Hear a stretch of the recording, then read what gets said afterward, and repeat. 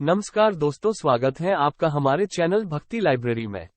भगवान शिव को पति रूप में पाने के लिए देवी पार्वती ने किया था कठोर तप। भोलेनाथ ने ऐसे ली परीक्षा। सनातन धर्म में भगवान शिव को देवों के देव महादेव कहा गया है। इन्हें प्रसन्न करना बेहद आसान होता है, इसी कारण से उन्हें भोलेनाथ भी कहा जाता है। बता दें कि माता सती और फिर उनके पार्वती स्वरूप ने महादेव को प्रसन्न करने के लिए कठोर तपस्या की थी। आज इस आर्टिकल में बताने जा रहे हैं कि किस तरह से मां पार्वती ने भगवान भोलेनाथ को कड़ी तपस्या कर मनाया था। कौन है भोलेनाथ की पहली पत्नी? बता दें कि भगवान शिव की पहली पत्नी माता सती है। माता सती प्रजापति दक्ष की पुत्री थी। राजा दक्ष ने कठोर तपस्या कर मां भगवती को प्रसन्न किया था, जिसके बाद उन्होंने मां भगवती से अपने घर पुत्री रूप में आने के लिए कहा था। दक्ष की तपस्या से प्रसन्न होकर माता भगवती ने सती के रूप में उनके घर जन्म लिया था। देवी भगवती का रूप होने के राजा दक्ष की सभी पुत्रियों में सती सबसे अधिक अलौकिक थी। वो बचपन से शिव भक्ति में लीन रहती थी।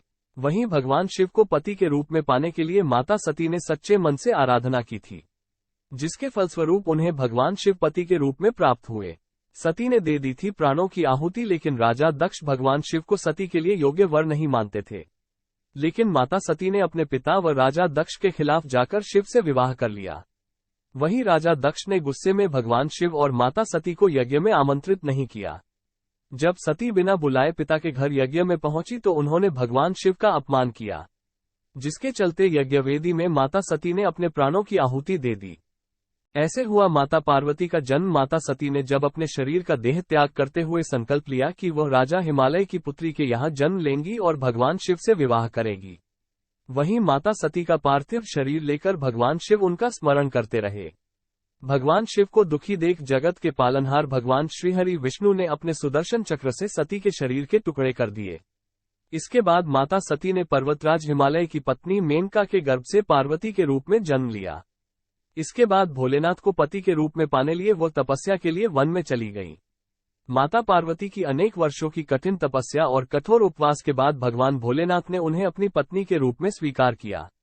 भगवान शिव ने ली देवी पार्वती की परीक्षा। जब तपस्या के दौरान भगवान शिव ने माता पार्वती की परीक्षा ली, तो उन्होंने सप्तऋषियों को परीक्षा लेने के लिए पार्वती के पास भेजा।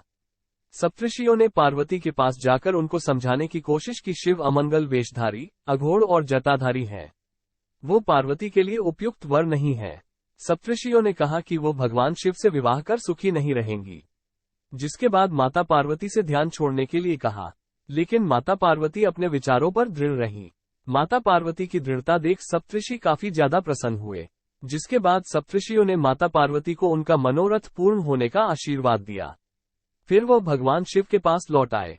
माता पार्वती के दृढ़ निश्चय की वजह से भगवान शिव ने माता पार्वती को अपनी पत्नी के रूप में स्वीकार कर उनसे विवाह किया।